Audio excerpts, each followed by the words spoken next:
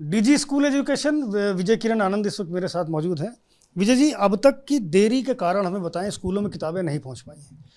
देखिए, गत वर्ष में समय से पहले ही इसकी पूरी प्रक्रिया शुरू की गई थी और निविदाएं आमंत्रित की गई थी और काफ़ी बड़ा टेंडर होता है और बहुत सारे आपूर्तिकर्ता उसमें प्रतिभाग करते हैं। आपसी प्रतिस्पर्धा में कुछ लोगों के उसमें आपत्तियां आई थी और टेंडर की शर्तों के बदलने की बात आई थी। नियमानुसार उसमें कार्रवाई करना पड़ा, सक्षम स्तर पर अनुमोदन लेना पड़ा और काफ़ी चीज़ें आई थी। उस टाइम पर इलेक्शन और आचार संहिता चल रही थी और हर स्तर पर काफ़ी प्रयास करके उसको पूरा किया गया और लगातार कार्यादेश भी निर्गत किया गया और लगातार इसका अनुश्रवण किया जा रहा है। वेंडर मैनेजमेंट, कॉन्ट्रैक्ट मैनेजमेंट बहुत कड़ाई से किया जा रहा है और कोशिश की जा रही है कि जो समय सारणी हमने अनुबंध में किया उसको 100% पालन करते हुए ये आपूर्तिकर्ता सप्लाई किया जाए।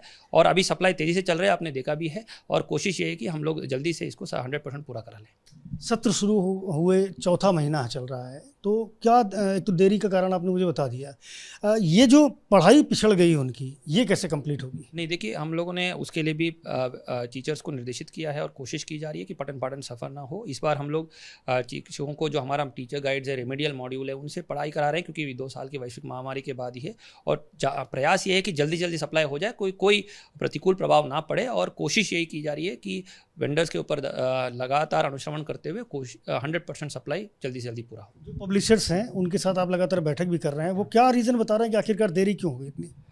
नहीं, जो एक जैसे मैंने कहा, परिस्थितियाँ ऐसी थी जबकि नॉर्मली जैसे कार्यादेश हम लोगों ने निर्गत किया, उसके बाद लगातार उनका काम शुरू हुआ।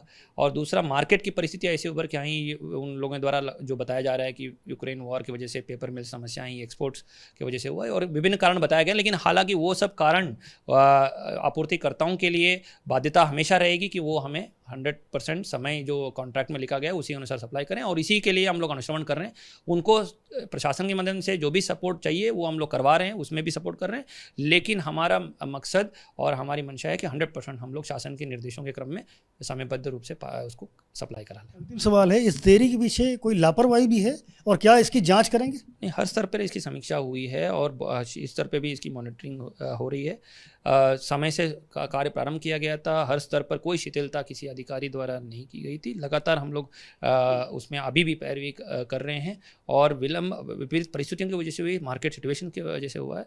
लेकिन पिछले सालों में काफ़ी प्रोसेस रिफॉर्म्स हुए हैं, सप्लाई में बेहतरी हुई है। जैसे हमारा स्टेट क्योंकि शीर्ष स्तर पे जो निर्णय हुआ उसके आधार पर सबसे बड़ा डीबीटी प्रोग्राम चल रहा है जिसमें काफ़ी टाइम सेविंग, कॉस्ट सेविंग्स हुए हैं, काफ़ी प्रोसेस रिफॉर्म्स हुए, इसमें और भी सुधारात्मक कार्रवाई हम करते रहेंगे। बहुत शुक्रिया बात करने के लिए। विजय किरण आनंद हैं, जिनका साफ तौर पर कहना है कि कई सुधार किए गए हैं और लगातार सुधारों का क्रम जारी है। स्कूलों तक किताबें अभी नहीं पहुंच पाई हैं, लेकिन बहुत से जल्द इन किताबों को बच्चों के हाथों में पहुंचाया जाएगा।